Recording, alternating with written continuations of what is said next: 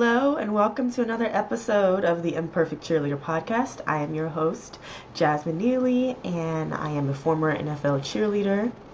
And now I coach women who want to go into NFL cheerleading or NBA dancing or wherever you want to dance, really. I help you gain the confidence and the skills that you need to go out there and do your best and make the team of your dreams and maintain that skill and that confidence throughout your tenure as a dancer.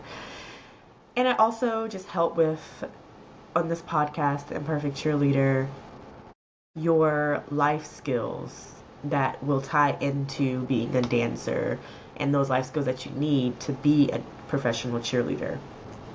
And I've done this podcast, I've had it for 3 years now, and I've seen it grow, and I love getting all of your requests in on what you want to talk about. So today we're going to talk about the 3 ways that you can build confidence for audition day. Confidence is one of the biggest things that may be holding you back from your dream of being on a team. And it's easy to spot out if somebody is not confident. It's easy to, if I'm a judge, it's easy for me to see by your body language or by the way you are talking if you are going to be confident, if you're going to dance confidently, if you're going to appear and show up confidently as a potential cheerleader. So I want to talk about 3 everyday things that you can do. It's not even tips on your actual confidence throughout a dance routine. I'm going to talk about what you could do if you're a regular person and you are just getting up every day and you're doing these things. Some of these things have helped me gain even more confidence and really focus on myself and not worry about other people, comparing myself to other people. So let's get into it. So number 1 is to create a I'm the Ish playlist. And I think this has been a game changer for me.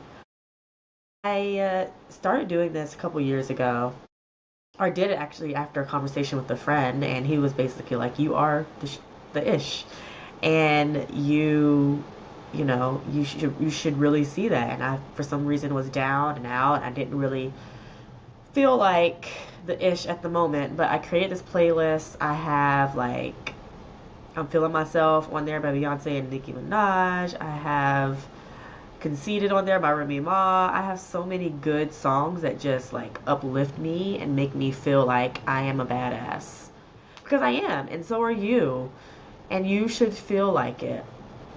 Choose, if you are out and about, you Shazam and you hear a song that is something you want to add to this playlist, just keep adding to it every time you hear a great song, or if you think of a song that you want to add to your playlist. So I think that this is a great way to feel, if you are feeling discouraged or unmotivated, it's a great way to lift you up.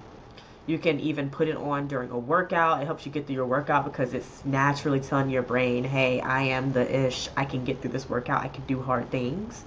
You can do it to complete a task that you've been putting off, or you can play it while you do that task that you've been putting off, or even set the song as an alarm clock for when you wake up in the morning. So you are naturally waking up to a song that's saying that you are a badass and that you are, somebody who can just take on the day, right? I think it's just a natural self-esteem booster. So if you haven't tried that, I would definitely do that. And yeah, I definitely think that playlist is going to be a game changer for you. And you can't forget about it, though. You can't just say, okay, I'm going to do it and I'm not going to do anything with it. You have to be intentional about when you're going to play this playlist. Set a timer or a calendar invite reminder to yourself that says, hey, I'm going to actually play this during my workout tomorrow or next week or whatever. Set it in your schedule so that you don't forget it. Because you naturally play those songs in your head, you keep telling yourself those things, you are going to naturally become more confident, and you're going to gain that confidence on audition day. Okay, number 2 is to put on a show for your friends that are not in dance.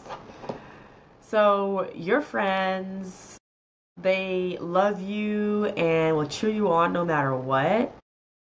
If you have learned to dance recently, I want you to set up a FaceTime, call 2 to 3, or maybe even a bigger group if you want, of your closest friends, or it could even be family. You can even do this in person. You don't have to do it virtually, but however, what your situation is and whatever you can do, I would just say perform in front of the people that love you the most and that you love the most. And it's helpful to have somebody look at you while you're performing, because that's what you're going to be doing in an audition. People are going to be looking at you. They're going to have straight faces on. They're going to have RBF, resting bitch face, and they're just going to look like they're uninterested. I will never forget an audition that I had. There was a woman who just looked so uninterested. She was basically like watching people, and you would think that she didn't like what she was saying, but you get used to knowing that people are just relaxed. They may not even be bored. You may be looking into it a little more than you should. So I think getting used to like being in front of people like that and not letting it affect you is really important. Now, that's something that will definitely give you a boost. And you'll know that somebody other than yourself is rooting for you no matter what. Say, hey, I want to give you all a dance performance. It's going to take 5 minutes of your time. And I want us to meet here. I want us to set up the time at this time. And I'm going to perform in front of you because I want to feel more confident in my performance and being in front of other people and putting on a show. And you can even ask for feedback. People that don't know dance sometimes give the best feedback because they're not looking at the things that dancers are going to be looking at, or dance judges are going to be looking at. Of course, dance judges are going to be looking at showmanship, style, and like technique. But sometimes you get in front of people that don't know anything about dance, and they'll be like, oh, I think that, I don't know, whatever. They won't be looking, they won't know what dance technique is. So they're going to pick something else out that you probably may have never heard before. So definitely think about that. I would start, number 3, start committing something to do every day, every couple of days, maybe every week that scares you. Now, what do I mean by that? You're getting out of your comfort zone. It's kind of like number 2, but this is something that doesn't really have to do with dance, okay? I want you to reach out to someone you haven't spoken to in a while. Do a countdown, 5, 4, 3, 2, 1, and do the reach out. Maybe you are at a restaurant and the waiter got your order wrong, and you are typically not a person who confronts a waiter or a waitress. I want you to, in that moment, say, hey, can I speak to the waitress or waiter or even the manager? And just tell them politely that, hey, my order is wrong. This is what I got, and this is what you gave me. For a lot of people, that scares them, and they don't like confrontation. But I encourage you to confront people like that. If you are not getting the thing that you are paying for, then you should be able to and have the ability to confront them about it. And just one of the other examples I have is don't be shameless about doing things or not doing things. Okay, so what I mean by that is if you are somebody that apologizes about just everything, you're like, oh, sorry, I did this. Oh, sorry, I did that. I want you to notice that and stop doing it. Try to stop doing it. If you are always apologizing for something that you even didn't do, or if you don't know how to take a compliment without saying, oh, but blah, blah, blah. Those types of things are going to stunt your confidence growth. If you're always trying to find out something that's wrong, if you are always apologizing, you're going to think that you're always wrong. And confident people don't think that they are wrong. They think that what they are doing is right, and they know. They don't think, they know. And so little things like that can even like stunt your confidence. So I highly recommend that if somebody says a compliment to you, hey, your hair looks so good today, say thank you and move on. And don't try to find something wrong with it. Just say thank you. That's the least that you could say is thank you. Not thank you, but, not thank you, oh, but, right? Just say thank you.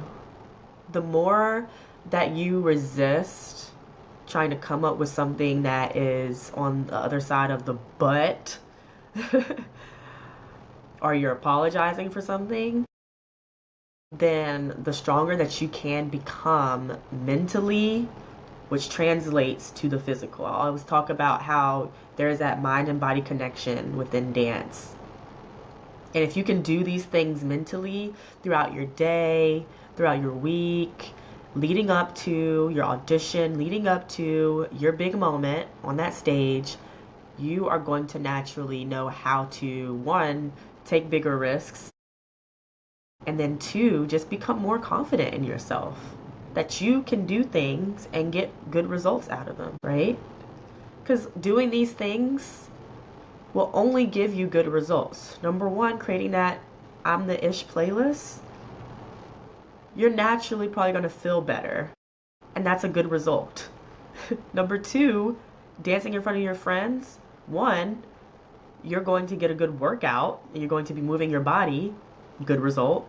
And two, you are going to feel the love from your friends and even some really good feedback. And then three, that not, committing to doing something that scares you every day, you only grow from that. You might fail at something like that, but at the end of the day, that failure, that fear, that emotion that you have, it'll come and then it'll pass. And then it gives you the courage to try again with something else or someone else. So I highly encourage you to try these things and come to my May 17th class on Saturday. And then also on June 7th, Janelle and I are hosting an intensive mock audition. Yeah, mock audition. You're going to learn across the floor, you're going to learn a combo, you're going to walk away with a giveaway, and a special guest is coming, so I hope to see you there. And I'll link everything in the show notes that you can see. I want you to come dance with me, dance with us. So make sure that you are continuing to dance, continuing to move your body, continuing to show up for yourself in that way.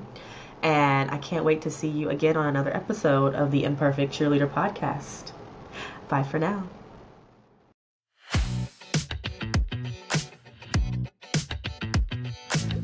Thank you so much for tuning in to the Imperfect Cheerleader Podcast. Taking the time to listen while you're busy with all of life's responsibilities means the world to me. If you enjoyed this episode, here are a few ways you can support ICP. Number one, hit the subscribe button so you always get newly released episodes and never miss them. Number two, take a screenshot of the episode you listened to and tag @theprofessionalcheerleader on Instagram. We love to repost your tags and shout you out in our stories. Number three, write a review. This is the best way to show your support for the podcast and helps us bring on even better guests, interviews, and topics. I hope you have a wonderful day, morning, or night, wherever you may be, and are continuing to work towards your goals of becoming a professional cheerleader, dancer, or just someone who loves to move. I'll see you later on another episode of the Imperfect Cheerleader Podcast. Toodles for now.